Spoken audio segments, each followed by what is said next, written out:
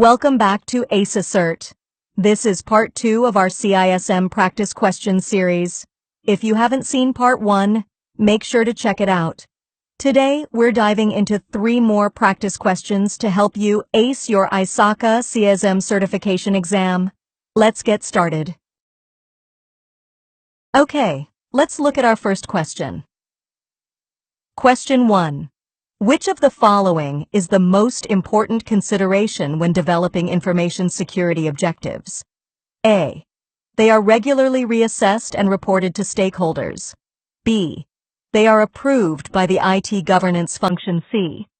They are clear and can be understood by stakeholders. D. They are identified using global security frameworks and standards. The correct answer here is C. They are clear and can be understood by stakeholders. Now, let's break down why. Think about it. What's the point of having security objectives if the people who need to understand and work towards them don't? Clarity is foundational. If your objectives are ambiguous or filled with jargon that stakeholders don't grasp, you're setting yourself up for misinterpretation, inconsistent implementation, and ultimately, a weaker security posture. Stakeholders, from the technical teams to the management, need to know exactly what the goals are, why they matter, and how their roles contribute. This understanding fosters buy-in and accountability. Option A, regular reassessment and reporting, is definitely important for tracking progress and staying relevant, but it comes after you have clear objectives in the first place. You can't effectively reassess or report on something that isn't well defined. Option B, approval by IT governance, ensures alignment with overall business goals, which is crucial. However, even the most well-aligned and approved objectives won't be effective if they aren't understood by the people who have to execute them. And finally, Option D, using global security frameworks and standards, provides valuable guidance and best practices. But these are tools to help you formulate your objectives. The objectives themselves still need to be tailored to your organization's context and articulated clearly for your specific stakeholders. So, while all these options are important aspects of developing security objectives, clarity and understandability for stakeholders, C, is the bedrock upon which a successful information security program is built. Without it, the other aspects become significantly less effective. All right, moving on to our second question. Question 2. What would be an information security manager's best recommendation upon learning that an existing contract with a third party does not clearly identify requirements for safeguarding the organization's critical data? A. Cancel the outsourcing contract. B. Transfer the risk to the provider. C. Create an addendum to the existing contract. D. Initiate an external audit of the provider's data center. The best recommendation here is C. Create an addendum to the existing contract. Let's see why. Discovering a gap in your contract regarding the safeguarding of critical data is a serious issue. You need a legally binding way to ensure the third party understands and adheres to your security requirements. An addendum provides exactly that.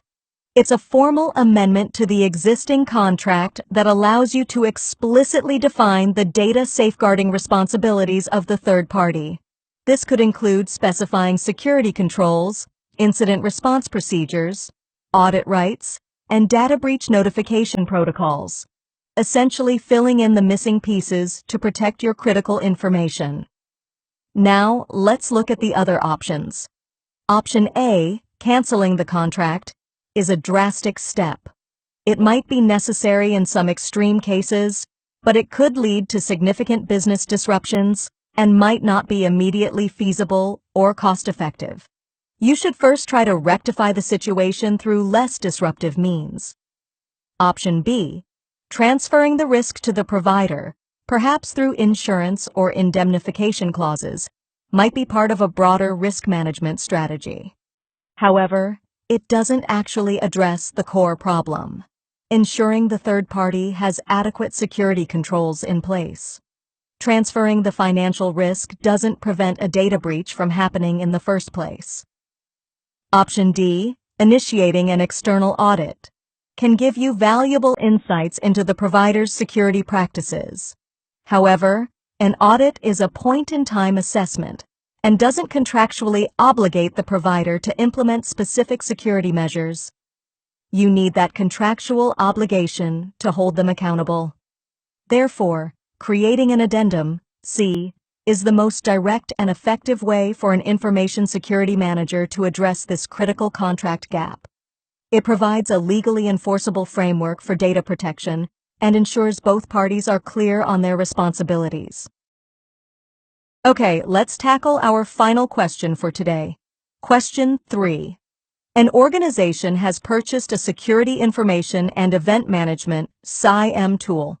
Which of the following is most important to consider before implementation? A. Controls to be monitored. B. Reporting capabilities. C. The contract with the SIEM vendor. D. Available technical support.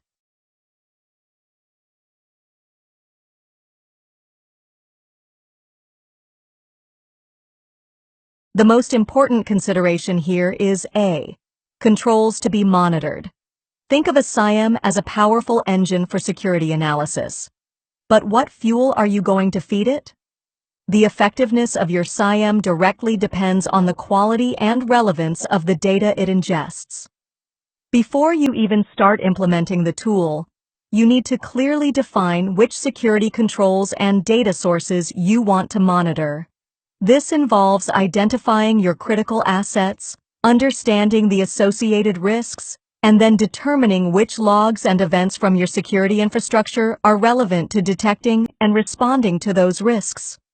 Without this crucial step, your SIEM will be ingesting a lot of noise, making it difficult to identify genuine security threats.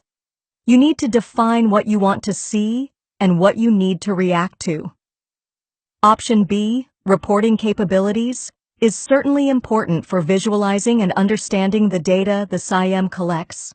However, the reports will only be as good as the underlying data. If you're not monitoring the right controls, your reports won't provide meaningful insights.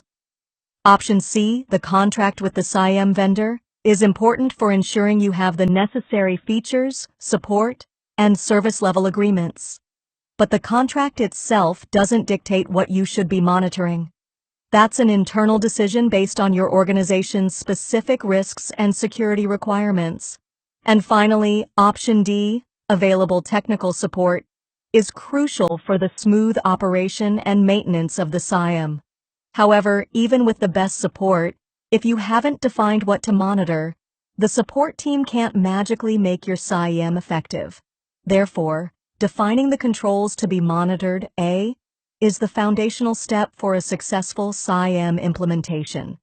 It dictates the purpose and configuration of the tool and ensures that you're collecting and analyzing the data that truly matters for your organization's security. And that wraps up part 2 of our CISM Practice Questions series. I hope these explanations have been helpful in understanding the reasoning behind each answer. Remember, the CISM exam is not just about knowing the right answer, but also understanding why it's the right answer. Stay tuned for more practice questions in our upcoming videos. For a full list of practice questions, please drop an email at acert6@gmail.com. If you found this helpful, please like this video and subscribe to our channel for more CISM exam prep content. Good luck with your studies, and we'll see you in the next video.